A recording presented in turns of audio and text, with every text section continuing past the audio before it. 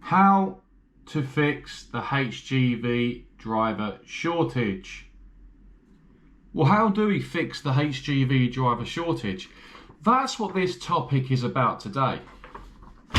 Whilst I put my pen down, let's touch on this topic, because I have actually recorded a video in the past before on why we have a shortage of HGV drivers, and I'll put that video just above on the caption, or a link just below this video. Go and take a look at it. I'll put a little picture of what the title and thumbnail looks like on the screen now, so you can dive in and have a look to see exactly what that topic was about, what it is I was sharing on that video, so you got an idea that this is a follow-up from the previous one. It just gives you an idea of where we are with the driver shortage in 2025. I got quite a lot of stick on that last video of why there is a driver shortage. Some people agreed with me, many people disagreed with me, and it really got a few people's backs up. However, there was a lot of positives that came from that, and that is basically people were communicating, there was comments being made, people were agreeing with each other, and actually, you know, it really started a wave of conversation. That's a positive on its own. If I can achieve that on a video, it gets people talking. It may also get companies thinking, why are we where we are? Well, that's what we're here to find out, right? So what I'm going to do in this video is touch on how we can fix the problem. How do we fix it? Now, I'm no expert at how to resolve problems in this industry, absolutely not. And for those who have just come to this video, I am a class 1 HGV driver. I sleep in my truck. I'm a tramper Monday to Friday, sometimes Monday to Saturday if I do a 6-day work week. That's what I do as a full-time living. And what I'm doing here on YouTube, which I have been doing for well over 2 years now, is raising awareness, education, and telling you my story as a truck driver in the UK, long haul driver on a heavy goods vehicle, and tell you my story along the way. That's what we're here to do. Now, I've got some statistics on the screen as well that I want to show you as well. So we'll sort of break it up on our way between now and then with the video to show you some statistics and what I truly believe we need to do along the way to fix this problem. Now, first and foremost, what I want to do is really share with you a few statistics. Now, I just typed in here, HGV driver shortage. Okay, now, this will give you an idea. According to statistics, now, I said that the number was a lot higher than this. According to statistics and government stats, HGV drivers, a crisis that peaked in 2021 with a shortfall of 100,000 qualified drivers. Now, if I remember rightly, just a few months ago, there was a big campaign on this about saying that we still need over 200,000, and they're aiming to get over 200,000 qualified HGV drivers between now and 2027. That's approximately 50,000 drivers per year. Newly qualified drivers per year into the industry to cover the crisis. Well, firstly, I know a lot of you guys who are drivers will say there is no crisis. There has never been a crisis of heavy good vehicle drivers. And I actually somewhat agree with you guys. But do you know where I think the problem lies and how we can fix this problem? There are plenty of HGV drivers coming into the industry qualified as newly passed drivers. The problem we have is the majority of them drivers don't last very long when they come into the industry, because they start to realise that fundamentally it's a very fast-paced and demanding game to be involved with. It's very competitive for limited companies out there to keep the trucks earning money. Everyone's outbidding each other when it comes to pay, cost per mile, and how much they charge a customer for the job. So it's a very competitive industry. The trucks need to be making, a certain amount of money per day to cover the wages of the driver. How much that is down to the company you work for. And also the trucks need to be making some form of profit with diesel costs, etc., etc. The trucks need to make a certain amount of money. That's why it's such a high-paced industry and very stressful and demanding for the driver to achieve their daily deliveries. The shock of coming into the industry is a real big one for a lot of people. But I truly believe that another issue we have and how we can fix this is we talk about driver shortage, 100,000 since 2021 post-COVID. Well, recently it was over 200,000. They want to qualified between 40 and 50,000 drivers per year between now and 2027, 2028. Whether that's achievable, we'll soon find out. But another big problem that I have mentioned before is drivers that get qualified are not actually staying in the industry, looking for a job. They're using it as a backup plan in case they need it. Meaning, you've got the boot camps where I did my training through initially from day one. A lot of people coming in, getting qualified, staying with their day job and just having their license there because it was free and it's a backup if I ever need it or if I'm out of work. There is pros and cons to everything.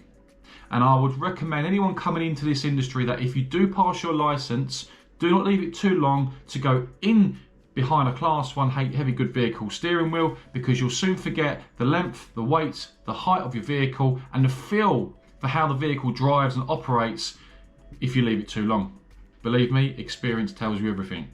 Now what I want to touch on, the next phase of this video, is how many drivers are leaving the HGV industry on a yearly basis. Now, they're talking about there's many HGV drivers who are actually at retirement age now, 60s, possibly drivers even driving in their early 70s still. In fact, I've actually come across drivers who have come out of retirement at the age of 71 and are still driving a Class 2 or Class 1 HGV vehicle because they're just totally bored at home. They say there's two things that kill you in life, the armchair and retirement. So I can understand why a lot of drivers at an older age are still coming into the industry because they don't want to sit at home doing nothing. And if you're in good health, why not?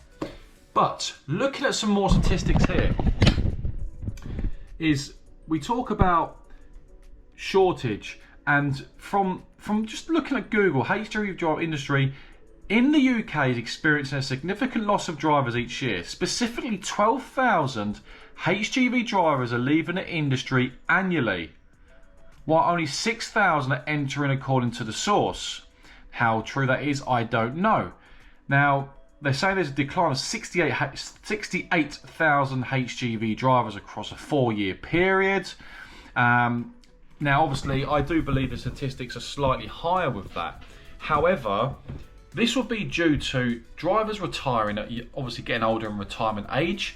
And this is also due to drivers who are coming into the industry, newly passed drivers, I do believe, and they just don't seem to fit in. They can't seem to grasp the job, the industry, the pace of it, the stress levels at times, which, believe me, I can relate to. But there's ways of dealing with it, and I can do a video on that at some point in the near future on how I deal with my stress levels, which I do think would help you in the long run.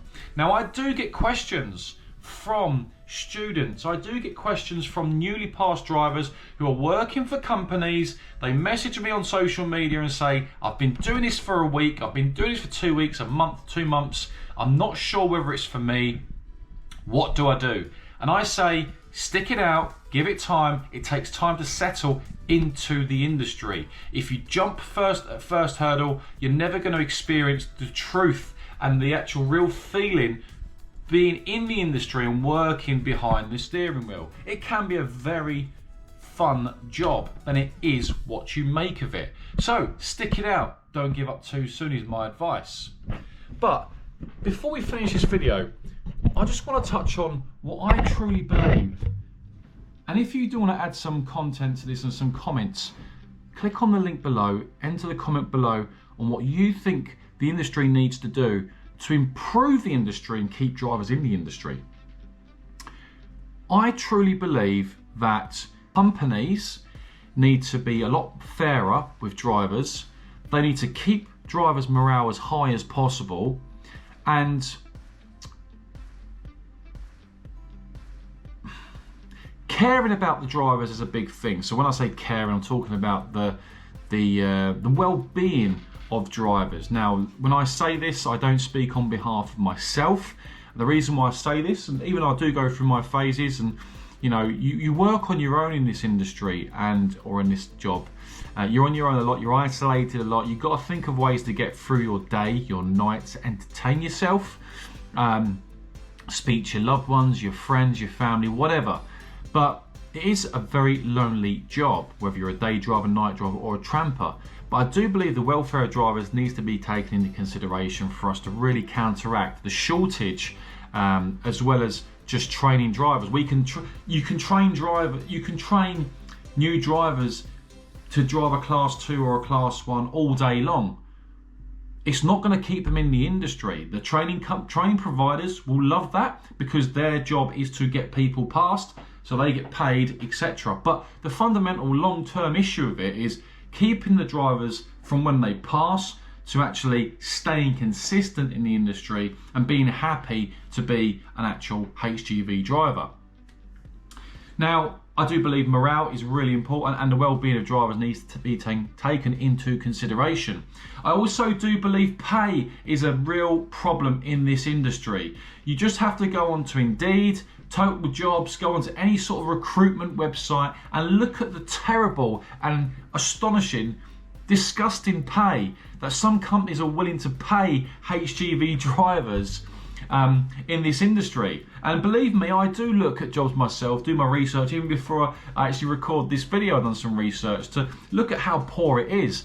Some companies are offering not even £35,000 per year to be a tramper, to sleep in the truck. I wouldn't even get out of bed for that. I know you guys wouldn't either, especially to be away from your family Monday to Friday. Some of the money that companies are offering out there is shocking, and the hourly rates are shocking as well. Now, a lot of companies are limited companies and are private sector companies, so I too understand it comes down to profit margins will depend on whether a pay rise happens for companies, and performance of the drivers will dictate all that as well on the overall performance of the company. But overall, I think the industry needs to really fix up its pay structure with drivers. There's no solid foundations. Everything is you can earn between this and earn between that. You can earn up to £1,200 per week. Yes, before tax and national insurance. Let's make that one thing clear. You'll never take home that on a weekly basis. Just an example. Drivers go from one job to another and will happily go from one company to another for an extra £1 per hour in this industry. The ones that chase the money, they couldn't care less about driving a nice truck, couldn't care less about the morale, couldn't care less about, they want to earn money. They're here to earn money. And we all are here to earn a living, of course, but the pay needs to be worked on. I really do believe that when you're working 65 hours a week in this industry, away from your friends and family, especially if you sleep in a truck, especially if you're away from your family all week, there needs to be a few more bonuses to this structure, to companies' pay structure, to really make it worthwhile a driver staying with that company long term. And I will speak highly of my own company I work for because the pay structure is pretty decent. We was given a pay rise recently, and there are bonuses in place for drivers that actually do deserve it, and who are committed to the company. So, I'm quite lucky in that respect, but I've stuck it out for over 2 years with my company now, and you sort of get to know how they work, etc. Every company, I'm sure you do. To resolve this problem here, I do believe morale of drivers, the well-being of drivers, the pay structure in the industry, and I know a lot of people will comment on this video and say, well, what about the planners who actually plan our jobs, who think this, who think they've just jumped out of school, etc., etc. I'm gonna get a lot of that in the comments, and I do, trust me, I do agree and do agree with you on that. Some planners for companies have absolutely no experience on driving a heavy good vehicle and will try and tell a driver what to do, and a lot of drivers really do not like that, believe me, because as a HGV driver, where a lot of us are independent, we like to work alone and we don't like to be told what to do. So they're the three main reasons I think what the industry needs to work on. If you have any more comments, comment below on what else you think you can add to this video on what you think the industry needs to work on to actually drop the actual shortage down, and how can that improve. I do believe them three reasons I've given you today are three main reasons why we need to really hold people in the industry, how we can counteract the shortage in this industry, and yeah, they're the three main things. It's keeping hold of the drivers, not just drivers coming into the industry, passing their license and actually not actually doing it for a living. You know, just getting a wallet out and saying, well, I've got my license, but I don't need to use it. But if I ever do want to use it for a few extra quid at the weekend, I'll go and see an agency and I'll do it then. Believe me, within a 2-3 week period of not touching a steering wheel, you'll jump behind the wheel and forget everything you learned. So my biggest tip is, if you come into the industry, go and get yourself a job straight away, give it a go, and if you've got any questions, let me know. Have a great day, guys. Thanks for watching. Be safe on the roads. See you on the next one, which will be on the road. Speak to you soon.